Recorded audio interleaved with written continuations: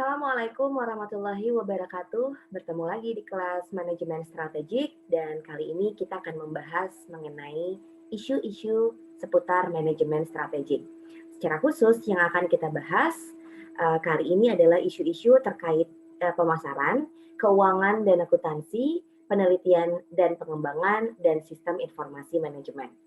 Penting bagi seorang manajer strategik untuk mengetahui isu-isu apa yang mungkin muncul pada saat nanti melakukan pembuatan strategi atau juga melakukan implementasi strategi.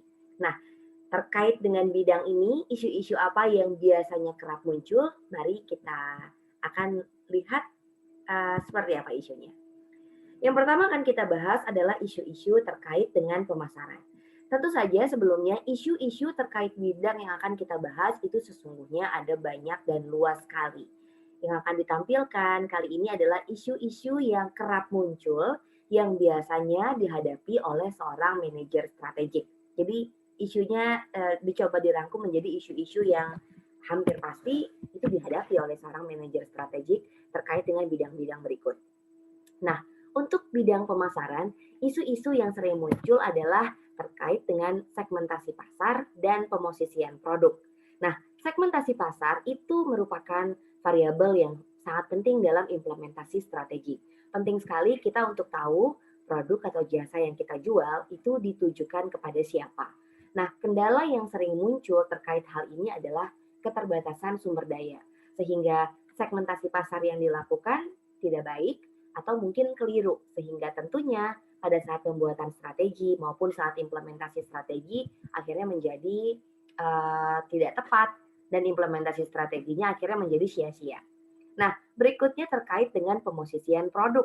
Pemosisian produk itu merupakan pengembangan dari skema representasi.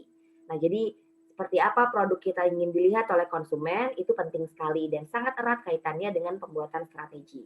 Nah, isu yang sama yaitu keterbatasan sumber daya juga sering muncul di bidang ini ya, sehingga pada akhirnya produk atau jasa yang dijual itu tidak dapat diposisikan dengan tepat, tidak seperti yang diinginkan oleh perusahaan, sehingga menyulitkan seorang manajer strategi pada saat ingin melakukan implementasi strategi. Nah, jadi isu ini yang nantinya harus diatasi juga oleh manajer strategik, tentunya berkolaborasi dengan bagian pemasaran. Nah, isu berikutnya adalah yang terkait dengan keuangan dan akuntansi.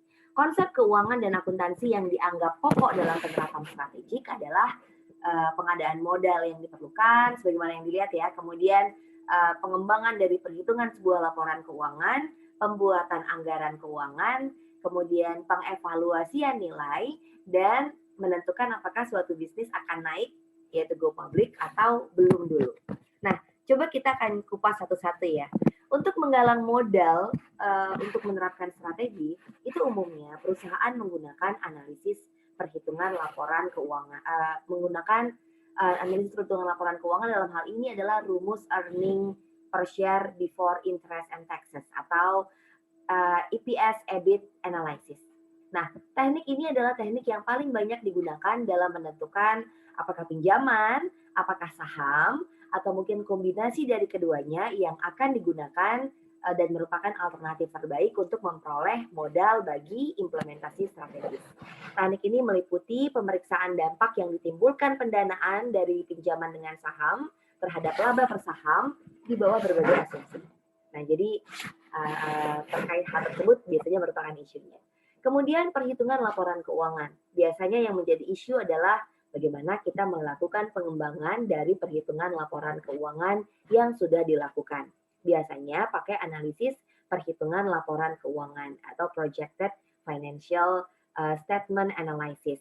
Ini merupakan teknik utama dalam implementasi strategi karena memungkinkan organisasi untuk memeriksa hasil yang diharapkan dari berbagai tindakan dan pendekatan. Kemudian membuat anggaran keuangan.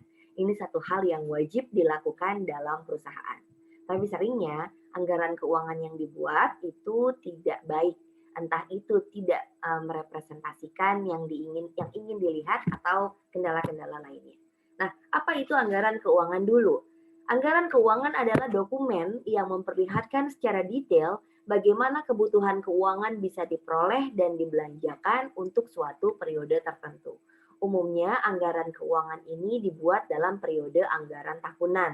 Nah, bentuk dari anggaran keuangan ini ada bermacam-macam. Ada anggaran kas, ada anggaran operasional, ada anggaran penjualan, ada anggaran pengeluaran, ada anggaran divisi, ada anggaran variabel, ada anggaran fleksibel, anggaran tetap, dan banyak lagi. Nah, isu yang muncul selain anggaran keuangan dibuat dengan tidak tepat ya, informasi yang diberikan itu tidak menggambarkan apa yang sebenarnya terjadi dan tidak membuat sebuah anggaran yang sesuai dengan kebutuhan manajemen strategik. Nah, seringnya juga anggaran keuangan yang dibuat ini tidak lengkap, sehingga informasi yang diperoleh pada saat membuat strategi maupun pada saat ingin melakukan implementasi strategi menjadi sulit gitu, karena informasinya tidak tepat. Kemudian mengevaluasi nilai dari suatu bisnis. Penting untuk implementasi strategi, kita tahu bisnis yang kita jalankan itu nilainya berapa. Nah, untuk menentukan nilai dari suatu bisnis bisa menggunakan beberapa cara yang umumnya dipakai. Yang pertama, dengan menentukan nilai bersih atau modal dari pemegang saham. Cara yang kedua adalah dengan melihat laba bersihnya. Ini biasanya muncul dari keyakinan bahwa nilai dari bisnis apapun harus didasarkan pada manfaat masa depan. Sehingga laba bersih itu sering dianggap sebagai salah satu hal yang menggambarkan kekuatan sebuah perusahaan dalam melakukan berbagai hal yang bermanfaat di masa depan. Nah, cara lain yang juga umum digunakan dalam mengevaluasi nilai dari suatu bisnis adalah membiarkan pasar menentukan nilai bisnis berdasarkan nilai harga jual dengan metode rasio harga terhadap laba dan juga metode saham yang beredar. Nah, jadi berapa nilai dari suatu bisnis itu ditentukan dari pasarnya gitu. Nah, yang terakhir juga bukan yang terakhir, yang juga sering muncul ya dalam isu keuangan dan akuntansi terkait dengan manajemen strategik adalah menentukan apakah sebuah perusahaan perlu go public.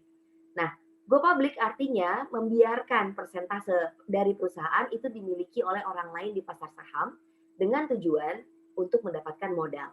Nah, konsekuensi yang muncul dari sebuah perusahaan jika ingin go public adalah mengurangi kendali dari si pemilik perusahaan terhadap perusahaannya. Nah, jadi kadang-kadang arah strategi yang sudah dibuat ternyata tidak sesuai dengan keinginan dari pasar atau keinginan dari si pemegang saham kelak. Nah, ini biasanya menjadi isu. Isu yang juga muncul pada saat menentukan apakah sebuah perusahaan perlu go public atau tidak adalah melihat apakah keuangan perusahaan cukup kuat untuk go public.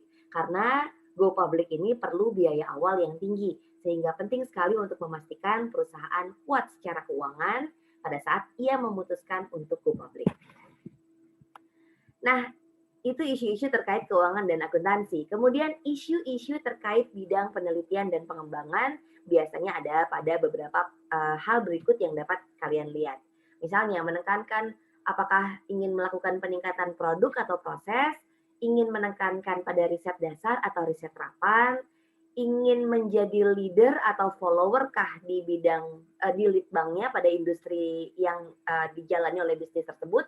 Kemudian ingin menjalankan lead bank sendiri, jadi punya divisi lead bank sendiri, atau mungkin mengontrakkan keluar, atau untuk keperluan terkait penelitian produk, jasa, atau hal lainnya terkait lead bank, apakah ingin menggunakan peneliti dari universitas atau dari peneliti swasta. Nah, umumnya pendekatan yang dilakukan dalam lead bank adalah lead bank ini, pendekatan yang dilakukan umumnya adalah apakah kita bisa menjadi perusahaan pertama yang memasarkan suatu produk dengan teknologi yang baru.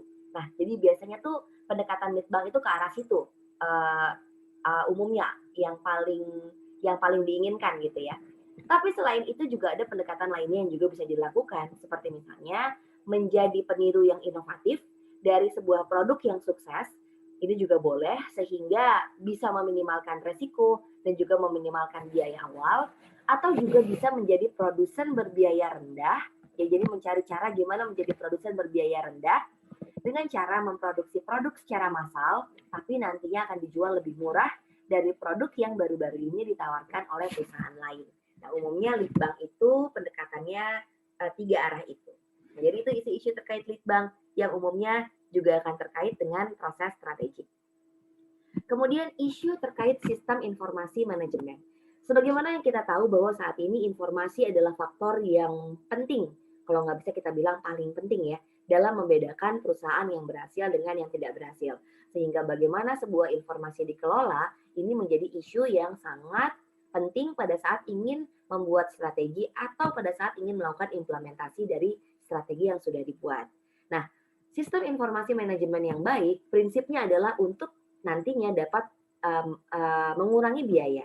Sebagai contoh, misalnya pemesanan online dari tenaga penjual ke fasilitas produksi itu dilakukan secara online ya, tidak secara manual, itu terbukti bisa memperpendek waktu pemesanan material dan juga bisa mengurangi bahkan menghilangkan biaya persediaan.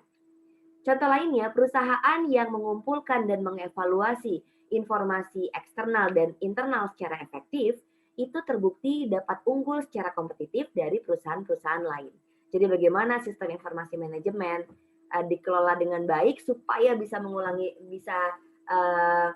menjadi kontribusi untuk pengurangan biaya dan bagaimana menggunakan informasi dalam sistem manajemen yang sudah dikelola dalam implementasi dan pembuatan strategi itu juga salah satu isu yang relate dengan kegiatan manajemen strategik.